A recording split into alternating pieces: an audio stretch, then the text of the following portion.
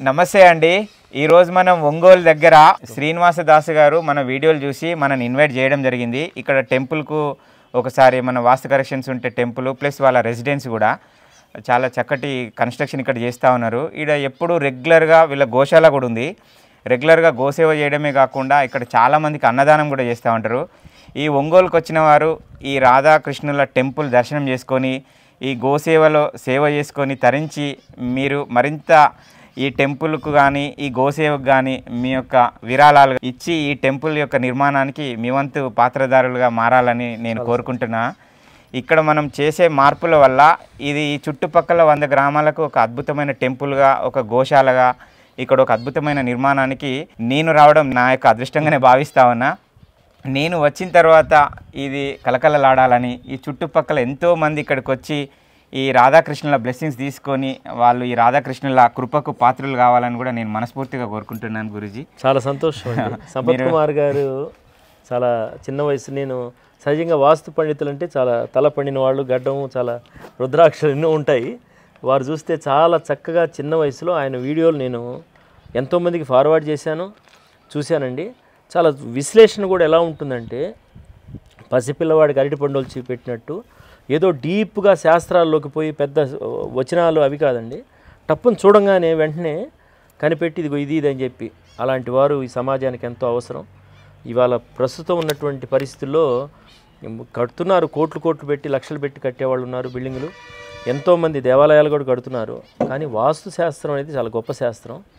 దానికి కొన్ని రెమెడీస్ చేసుకోగలిగితే అది వారు అన్నట్టుగా నిత్య కళ్యాణం పచ్చతోరణంగా నిత్యం భక్తులతోటి, అన్నదానాలతోటి, గోశాలతోటి అభివృద్ధి చెందాలి. నిజంగా వారు ఈరోజు వారి సమాగమం, వారి సాంగత్యం మాకు ఎంతో సంతోషాన్ని ఇస్తుంది. మేము చేయగలిగిన పని ఆ భగవంతుడి యొక్క ఉదయం లేస్తే ఆ చింతనలో ఉంటాము. గోమాతల యొక్క కృపతో వారు, వారి కుటుంబ సభ్యులు, వారి పరివారం వారు ఇంకా విస్తృతంగా దేశం మొత్తం మీద బాగా రావాలని మేము ప్రార్థన చేస్తూ చాలా సంతోషం. Thank you sir. ఈరోజు ఇక్కడికి వచ్చినాము. రాగానే మనం ఐడెంటిఫై చేసిన విషయం ఏంటంటే ఇంత పెద్ద బిల్డింగ్ కన్స్ట్రక్షన్ చేశారు, పక్కనే దేవాలయము, గోశాల ఉంది, దగ్గరే నివాసం ఉండడం వల్ల వాటికి మరింత టెంపుల్ కానీ గోశాలకు కానీ ఇక్కడ అందుబాటులో ఉండి చక్కగా సేవ చేసుకోవడానికి అవకాశం ఉంటుందని ఇక్కడ వాళ్ళు ఉండడానికి నివాసం కూడా ఏర్పాటు చేసుకోవడం జరిగింది. ఇవి చూడండి, నేను చెప్తా ఉంటా, మెట్ల కింద ఒక పిల్లర్ వచ్చినప్పుడు ఇది తూర్పు ఆగ్నేయ పెంపే, దీనికి ప్యారలల్గా ఈశాన్యంలో కూడా ఒక పిల్లర్ వేసుకోవాలని చెప్తా ఉంటాయి కదా.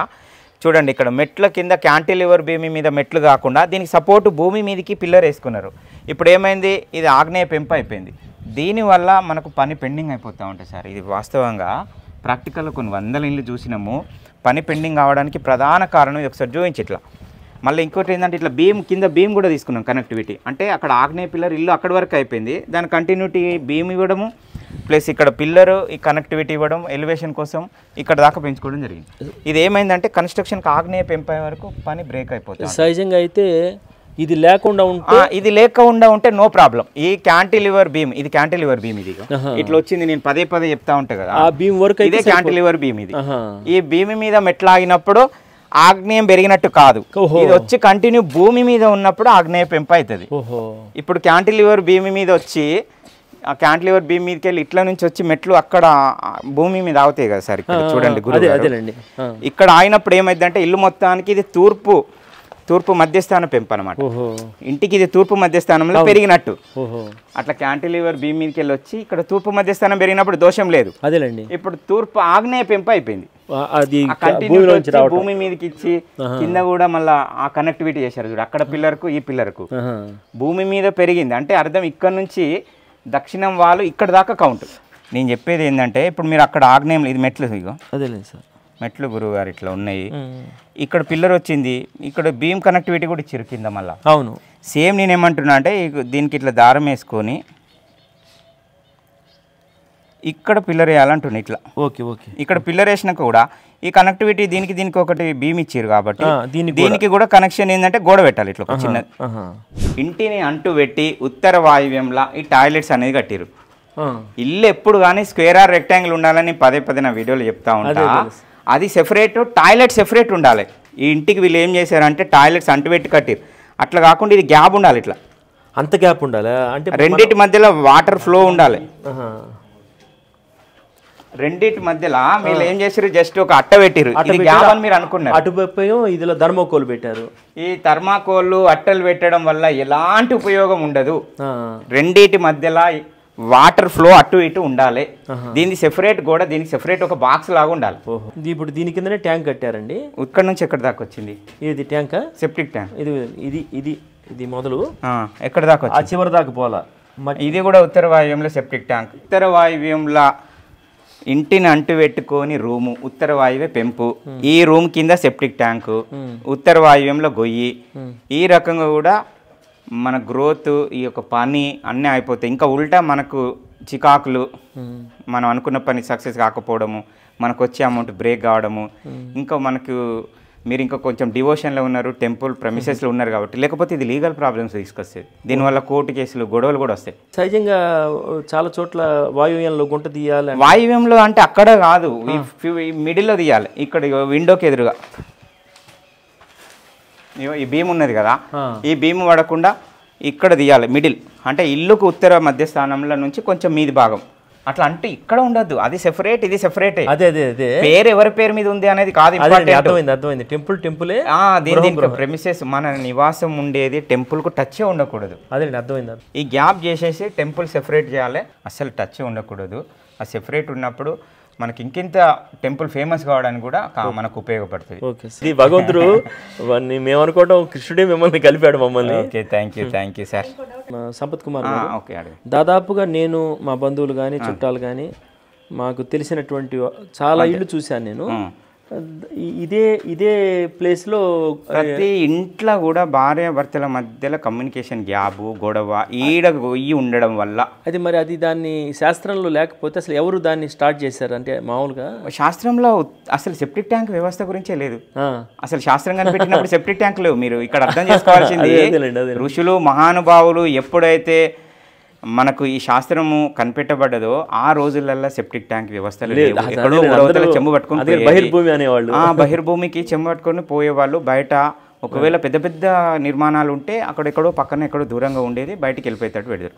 ఈ సెప్టిక్ ట్యాంక్ వ్యవస్థ వచ్చినాకనే షుగర్లు, బీపీలు, అనారోగ్య సమస్యలు అన్నిటికీ సర్వరోగాలకు కారణమవుతుంది. అదేలేండి, మన ప్రెమిసెస్లో నెగిటివ్ ఎనర్జీ. కానీ ఇప్పుడున్న పరిస్థితులు, చిన్న ఇరుకైన స్థలాలు, పట్టణ వాతావరణం చేయబట్టి సెప్టిక్ ట్యాంక్ అనేది ఏర్పాటు చేస్తాను. అది కూడా ఈ మూలలలో వేసేవాళ్ళు. ఒకప్పుడు తెలియక వాయువ్య మూలల, ఆగ్నేయ మూలల గొయ్యి సెప్టిక్ ట్యాంక్. కానీ మనము, నాకంటే ఇంకా ముందు ఆధునిక వాస్తు పండితులు ఉన్నారు, ముద్రగడ రామారావు గారు కానీ, గౌరి తిరుపతిరెడ్డి లాంటి వాళ్ళు కానీ, పెద్దలు గౌరవనీయులు కూడా కొంత పరిశోధన చేశారు దీని మీద.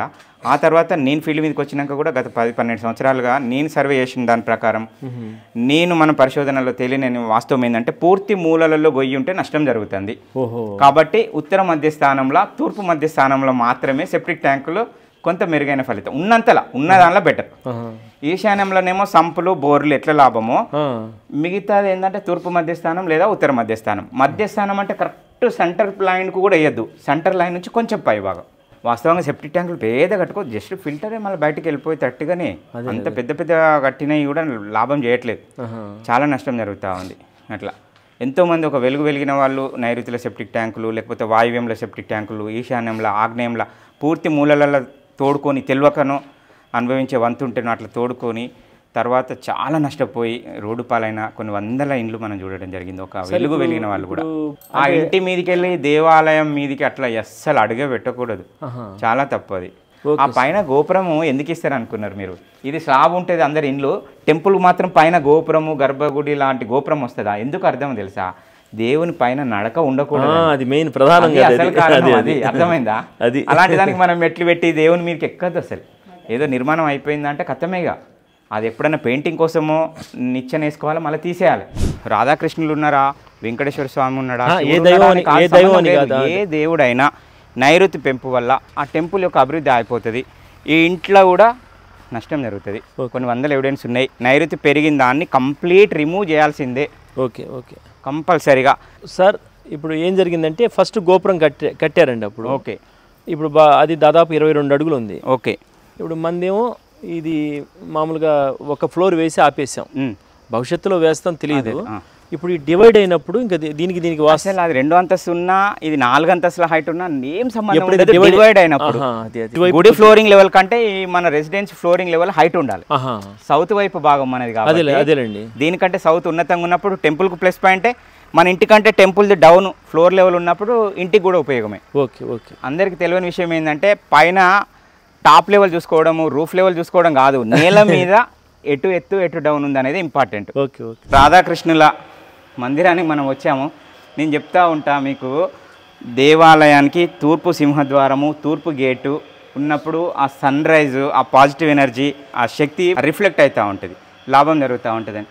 చూసారు కదా టెంపుల్కు ఏం లేదు, టెంపుల్కు కూడా వెనకాల నైరుతి పెంపు ఉన్నది. అది కంపల్సరీ టెంపుల్ అయినా నైరుతి పెంపును మనం కట్ చేసినాం కదా, దాన్ని కంప్లీట్ తొలగించేసుకోవాలి. అప్పుడు ఇంకింత కలకలలాడుతూ ఉంటుంది. మీరు ప్రాక్టికల్గా చూస్తారు, కొన్ని వేల మంది మీ భక్తులు కూడా చెప్తా ఉంటారు వాస్తువును నమ్మండి 100% లాభం జరుగుతుందని. మీరు కళ్ళతో చూసిన తర్వాత మీరే దాన్ని ఇంకా వేల మందికి దానివల్ల వెళ్తాయి. నా యొక్క ప్రేక్షకులకు కూడా మీ ద్వారా నేను తెలియజేసేది ఏంటంటే, అది భగవంతునికి సేవ చేయడము ఒక చక్కటి పాజిటివ్ మన యొక్క గ్రాటిట్యూడ్ ఆటిట్యూడ్ అది 100% మన హిందూ సాంప్రదాయం, అందరూ ఆచరించేది. కానీ పంచభూతాలను కూడా తోడు చేసినప్పుడు అది ఇంకింత చక్కగా మంచిగా చక్కగా దినదినాభిమానంగా వర్ధిల్లుతూ ఉంటుంది. మనం దానికి నిదర్శనమే 5 ఎలిమెంట్స్ అంటే ఎక్కడో లేదు, మన పంచభూతాలే కదా, నేచర్ కనెక్టివిటీ కదా. దాన్ని మనం టెంపుల్కి జోడించినప్పుడు మరింత అభివృద్ధిలోకి వస్తుంది. ఇంట్లో నుంచి నైవేద్యాలు కానీ తీసుకురావడానికి ఆ మూలలో వాకిలు పెట్టుకోవచ్చు. కనెక్టివిటీ అది సెపరేట్, దానికి ఒక గేటు దీనికి ఒక గేటు, మళ్ళీ 2 గేట్. ఈ రెండింటి మధ్యలో కంటిన్యూ ఇది కూడా గ్యాపే. అదేనండి, ఈ గోడ ఇక్కడ దాకా గోడ వస్తుంది కదా, ఇక్కడ కూడా ఇది కూడా గ్యాప్ చేయాల్సిందే కంప్లీట్. ఇది కూడా గ్యాప్. ఇప్పుడు అదొక సెపరేట్ బాక్స్, ఇదొక బాక్స్, 2 బాక్సుల మధ్యలో గ్యాప్. అంటే కింద పునాది కూడా కట్ చేస్తే కింద అవసరం లేదు, కింద బెల్ట్ కంటిన్యూ లేదు, అట్లా ఏం కాదు. మీద బాక్స్ లాగా కట్టుకున్నది మాత్రమే గ్యాప్ చేయాలి. Okay okay. సెపరేట్, ఇది సెపరేట్ అది సెపరేట్. చూడండి టెంపుల్ కూడా 90 degrees పెట్టి కట్టారు. ఈస్ట్ 90 degrees, నార్త్ 0 degree ఉంది. 100% నేను చెప్పిన మార్పులు చేయండి సార్, కలకలలాడుతుంది. మీరు జీవితకాలం నాకు బ్లెస్సింగ్స్ ఇవ్వాలి ఇస్తారు కూడా. ఎందుకంటే యాక్చువల్గా మీరు 90 degrees అంటే ప్లేస్ ఎట్లో వంకర ఉంటే వంకర కట్టకుండా దీన్ని 90 degrees కట్టారు. ఇది ఒక్కటి మాత్రం చక్కటి నిర్ణయం తీసుకున్నారు, perfect. North 0 degree. Tirumala Tirupati దేవస్థానం కూడా సేమ్ ఇదే విధంగా, జస్ట్ 1-2 degrees డిఫరెన్స్ తో ఉంటుంది. ఈస్ట్కు కరెక్ట్ 90 degrees. ఆ రోజులలో 100 సంవత్సరాల క్రితం కూడా అంత మంచి చక్కగా 90 degrees, ఈ కంపాస్ వ్యవస్థ లేని రోజులలోనే వాళ్ళు అంత చక్కగా 90 degrees పెట్టారు. ఈ రోజు కంపాస్ పెట్టి చూసినా కూడా సేమ్ ఇట్లనే చూపిస్తూ ఉంటుంది తిరుమల తిరుపతి దేవస్థానం కూడా. ఏం లేదు, దీనికి నైరుతి ఏదైతే పెంపు ఉంది దాన్ని మొత్తం మనకు వచ్చే భక్తులు కూడా పెరుగుతారు, కళ్ళ ఆడుతుంది, నిత్య నూతనంగా వర్ధిల్లుతుంది. ఆ నైరుతి లోపం కవర్ చేసుకుంటే టెంపుల్కు మెట్లు వేయొద్దు, ఎట్టి పరిస్థితుల్లో మనుషులు పైకి ఎక్కే విధంగా టెంపుల్కి ఉండొద్దు. మన ఇంటికి ఉండాలి కానీ టెంపుల్కి ఉండొద్దు. ఎప్పుడన్నా అవసరం ఉంది పెయింటింగ్ వేస్తామంటే ల్యాడర్ నిచ్చెన వేసుకోవాలి, అది కూడా కింద నుంచే టెంపరీగానే. అది ఆ కనెక్టివిటీ తీసేయాలి. మళ్ళీ మన ఇంటికి దీనికి సెపరేట్, ఇల్లు సెపరేట్, ఇది సెపరేట్. ఇంత దూరం కాకపోయినా చిన్నగా జస్ట్ ఇట్లా ఒక ఫీట్, జస్ట్ ఇట్లా ఒక హాఫ్ రౌండ్తోని పోల్ లాగించి ఇట్లా డిజైన్, లేదంటే వుడ్తోని. వుడ్ పార్టిషన్ కూడా బ్యూటిఫుల్ ఉంటుంది. ఆర్సీసీ సిమెంట్ దానికంటే లేటెస్ట్గా ఏదన్నా ఒక డివోటీ ఏదన్నా ఒక దాతతోని పార్టిషన్ చేపించేస్తే ఇంకింత చక్కగా చూడడానికి కూడా బ్యూటిఫుల్గా ఉంటుంది. ప్లస్ మనకు వాస్తు కూడా 100% ఉంటుంది. ఇది ఒక్కటే చిన్నది లోపల, మిగతా అంతా ఎవ్రీథింగ్ ఫైన్. చాలా టెంపుల్ కూడా తర్వాత కట్టాను సార్. ఇది ఫస్ట్ మామూలుగా స్లాబ్ వేసేసాము. అప్పుడు మా గురువు గారు బృందావన్ నుంచి వచ్చి, బృందావన్ ఆడ మన యూపీ ఉత్తరప్రదేశ్ లో బృందావన్, అక్కడ నుంచి స్వయంగా తనే వచ్చారు గురుగారు ఇక్కడికి వచ్చి మాకు మంత్రం ఇచ్చారు అందరికి. ఓకే. అప్పుడు వారే వచ్చి స్వయంగా.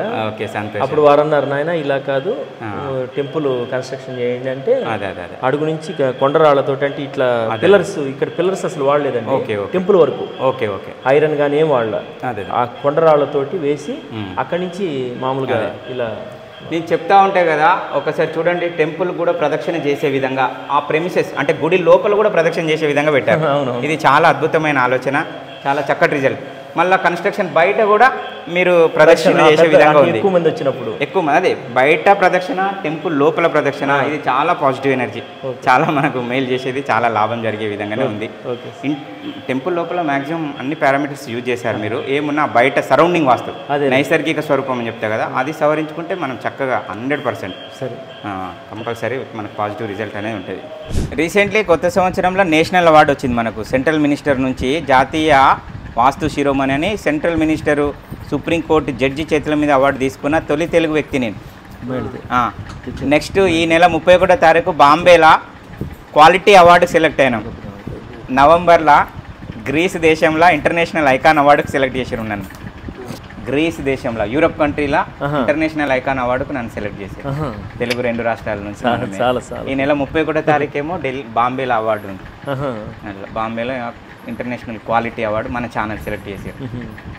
ఇంకా అత్యున్నతమైందంటే ఇక గ్రీస్ ఆల్రెడీ వాళ్ళు వాస్తు చైతన్యం ఛానల్కు బాంబేలో అవార్డు ఉంది ఈ నెల 31. నిన్ననే వాళ్ళు ఫ్లైట్ టికెట్ కూడా పంపించారు 31వ తారీఖు అడ్వాన్స్గా. నెక్స్ట్ నవంబర్ కోసము పాస్పోర్ట్ కూడా ఈరోజే ఇంటికి రీచ్ అయింది మేము బయలుదేరినాక గ్రీస్ దేశం వెళ్ళడానికి. అక్కడ ఇంటర్నేషనల్ ఐకాన్ అవార్డు, వాస్తు ఐకాన్ అవార్డు. ఇస్కాన్ టెంపుల్ చుట్టూ తిరిగిన, అయ్యప్ప మాలలు వేసుకున్న, అన్ని ప్రయత్నాలు చేసిన చివరికి ఆ భగవంతుడు ఈ పంచభూతాలను నాకు కనెక్ట్ చేశాడు. ఆ పంచభూతాలను సరైన విధంగా వాడుకుంటే ఏం జరుగుతుంది అనేది నాకు ఒక ఆలోచన కలిగింది. నేను చాలామంది గురువులను కూడా కలవడం జరిగింది. దేశవ్యాప్తంగా నేను గవర్నమెంట్ ఎంప్లాయీని, ఉద్యోగాన్ని కూడా 30 నెలలు పక్కన పెట్టి నో వర్క్ నో పే దేశమంతా తిరిగి మరింత సమాచారాన్ని నేను ప్రాక్టికల్గా సేకరించుకోవడం జరిగింది. కాశీలో కూడా నేను ఒక 6 నెలలు ఉన్నాను నేను శివస్వాములతోని. అక్కడ ఏం జరుగుతుంది, వాస్తు అంటే ఏంది, దశ అంటే ఏంది, దిశ అంటే ఏంది, ఈ మానవ జన్మకు కారణం ఏంది, ఇది మనమే ఈ ఫలానా తల్లిదండ్రులకు పుట్టడానికి కారణం ఏంది, తను మీకు కొడుకుగానే ఉండాల్సింది దానికి ఏంది, దాని ఎన్నుకున్న కర్మ సిద్ధాంతం ఏంది, ఆ దశను కూడా మనం దిశ అనుకూలంగా ఉంటే మన జీవితాన్ని మన భవిష్యత్తుని ఎలా మార్చుకోవచ్చు, ఇవన్నీ నేను గురువుల సాంగత్యంలో దేశమంతా తిరిగి నేను స్వయంగా నేర్చుకున్నా. హిమాలయ యోగుల దగ్గర కూడా వెళ్ళొచ్చిన నేను, వారితో కూడా సాంగత్యం చేసిన. ఖచ్చితంగా మీతో దీంట్లో చూస్తున్నప్పుడే ఆ స్పష్టత కానీ చైతన్య స్థితి లేకపోతే అలా రావండి. ఇప్పుడు మామూలుగా చాలా మంది కూడా యూట్యూబ్లో వస్తున్నారు కదా ఈ వాస్తు గురించి. అసలు యూట్యూబ్ వచ్చిన ఎంతమందో, కానీ ఈయనకే నేను ఎందుకు కనెక్ట్ అయ్యానంటే ఆ చైతన్యం మీకు మాకు గాడ్ గిఫ్ట్, నేచర్ కనెక్టివిటీ. చాలా సంతోషం అండి. ఇలాంటి వాళ్ళ ఇది మాకెంతో ఆనందంగా ఉందంటే మీ అనుభవము మీ ముందు మేము చాలా చిన్నవాళ్ళే, కానీ వాస్తవంగా దశ దిశ మానవ జీవితాలకు ఈ నేచర్ కనెక్టివిటీ ఏ విధంగా ఉంది అనేది తెలుసుకున్నాను. సింపుల్ లాజిక్ 5 ఎలిమెంట్స్ను మనం ఎలా బ్యాలెన్స్ చేయాలి, మనం అష్టదిక్పాలకులు ఉన్నారు, ఆ ఎనర్జీస్ను ఏ విధంగా మనం కంట్రోల్ చేసుకోవాలి. ఆ స్క్వేర్ ఆర్ రెక్టాంగిల్ చేసుకున్నప్పుడు ఆ కనెక్టివిటీ, ఒక ఓపెన్ ప్లేస్ ఉంది 4 గోడలు ఏర్పాటు చేసినప్పుడు ఆటోమేటిక్గా ఆ 5 ఎలిమెంట్స్ కనెక్టివిటీ వచ్చేస్తుంది. ఆ పంచభూతాలతో పాటు అష్టదిక్పాలకుల కనెక్టివిటీ వచ్చేస్తూ ఉంది. ఈ నేచర్ గిఫ్ట్, అది గాడ్ గిఫ్ట్. అది ఏంటంటే ఈ 5 ఎలిమెంట్. ఇప్పుడు దశ ఉంది గురువుగారు, పుట్టిన దశను మనం మార్చలేము కదా, ఈ దిశ మనం మార్చుకోవచ్చు. దిశను ఇప్పుడు నైరుతి పెరిగింది వదిలేసుకుంటాం, ఉత్తరవాయు లోపం ఉంది వదిలేసుకుంటాం, ఆగ్నేయం పెరిగింది దానికి ఆల్టర్నేట్ రెమెడీ చేసుకుంటాం. ఈ విధంగా మనము దిశను మార్చుకుంటే మన గతి, మన లయ, మన ప్రగతి అన్నీ ఈ దిశ మీద ఆధారపడి మనం నిర్మాణం చేసుకోవచ్చు. నేను స్వయంగా ఆచరించి 10 మందికి చెప్తా ఉన్నా. నేను ఆచరించి అనుభవించి నేను దాన్ని ఉపయోగించుకొని అభివృద్ధిలోకి వచ్చిన తర్వాతనే సొసైటీకి చెప్పే ప్రయత్నం చేస్తా ఉన్నా. చాలా మంచి అట్లా ఇంటే గెలిచి రచ్చ గెలవాలంటారు కదా, నన్ను నేను బాగుపరుచుకున్న 5 ఎలిమెంట్స్ని ఉపయోగించుకొని. అక్కడేమో గోమాతలు అక్కడ ఉన్నారు, అది గోమాతలు అక్కడ కట్టేస్తాం. అది ఉండొచ్చు, అది మంచి చక్కటి వాయువ్యమే. గోమాతలు ఉండే ప్లేసే వాయువ్యం. వాయువ్యంలో ఉండవలసిన ప్లేస్ అది. తిరుమల తిరుపతి దేవస్థానం ఉంది, శ్రీకాళహస్తి ఉంది. తిరుమల తిరుపతి దేవస్థానం కలకలలు ఆడుతూ ఉంటుంది, పక్కనే ఉన్న శ్రీకాళహస్తి టెంపుల్ వెలవెలబోతూ ఉంటుంది. అడికి 1,00,000 మంది పోతే 1000 మంది కూడా పోరు. కారణం ఏంటంటే తిరుమల తిరుపతి నైరుతి ఉన్నతంగా ఉంటుంది, ఈశాన్యం అంతా డౌన్గా ఉంటుంది. ఈశాన్యంలో కోనేరు ఉంటుంది, మాడ వీధులు ఉంటాయి 4 దిక్కులా. అదే శ్రీకాళహస్తికి తూర్పు క్లోజ్ ఉంటుంది, ఇటు కంప్లీట్ క్లోజ్. ఈశాన్యంలో గుట్టలు ఉంటాయి, కొండ. రైట్ నాన్నగారికి ఈశాన్యంలో కొండ ఉంటుంది. ఎక్కడ పేరు ప్రతిష్టలు వస్తాయి, పూర్తి విరుద్ధంగా ఉంటుంది. మళ్ళీ తిరుమల తిరుపతి దేవస్థానం తూర్పు ముఖంగా ఉంటుంది, సేమ్ ఇలాగా. అక్కడ శ్రీకాళహస్తి పడమర ముఖంగా ఉంటుంది. తూర్పు ముఖంగా ఎందుకు అంటే కనిపించే దైవం సూర్యుడు. ఆ సూర్యశక్తిని, ఈ భగవంతుని మనం ఏదైతే విగ్రహారాధన చేస్తున్నామో ఆ విగ్రహాలు పటాలు ఈ సూర్యశక్తిని తీసుకొని వచ్చిన వాళ్ళందరికీ పాజిటివ్ ఎనర్జీని రిఫ్లెక్ట్ చేస్తాయి. అది సైన్స్. టెంపుల్స్ అయినా సరే వాస్తు అవసరమే అని. అది ఎంతోమంది ఫోన్లు చేసి ఫేమస్ వాస్తు పండితులు, సార్ మీరు ఇంత మీడియా ముఖంగా దేవాలయాలకు వస్తాను ఇంత సగర్వంగా చెప్పిన వ్యక్తి లేరు ఇప్పటిదాకా. అంతే కదండి. దేవుడు అంటే ఒక భయము. ఇప్పుడు ఉన్న విషయం ఉన్న విషయం ఉన్న యథార్థాన్ని చెప్పాలి కదండి, చెప్తేనే కదా దానికి విషయం అర్థమయ్యేది. చాలా మీరు బ్లెస్సింగ్స్ ఇవ్వాలి మీలాంటి పెద్దలు గౌరవనీయులు. ఈరోజు మా ఆశ్రమానికి వచ్చి మాకెంతో ఈ దేవాలయ అభివృద్ధి కోసం వారు చక్కటి విషయాల్ని ఆ చేర్పుడు మార్పును చెప్పి వారు ఎంతో మాకు సహకారం అందించారు. శ్రీ గౌరవనీయుల సంపత్ కుమార్ గారు. ఇది రోజు స్వామివారికి మేము పక్క వేసేటటువంటి దీన్ని పెట్టి దాని మీద విగ్రహాలని పడుకోబెడతాం. అలాంటిది మీకు శేష వస్త్రం అంటారు దీన్ని. యథార్థంగా శేష వస్త్రం అంటే అదండి. Okay okay. అది మేము చంద్రుడికో నూలు పోగులాగా వారికి నేను సమర్పిస్తున్నాను. Thank you sir. Thank you for your blessing. Radha Govinda అనుగ్రహం ప్రసాద్. భగవంతుడు దయ వల్ల చాలా ఇంకా ఉన్నత స్థాయికి వస్తారు. మేము కొంత 100% ఖచ్చితంగా నేను చెప్పిన మీరు ఇంప్లిమెంట్ చేయండి సార్. 100% మీరు జీవితకాలం నాకు బ్లెస్సింగ్స్ ఇస్తారు. No more doubt. ఇందులో ఎలాంటి సందేహం అవసరం లేదు. చాలా సంతోషం. చాలా థ్యాంక్ యూ.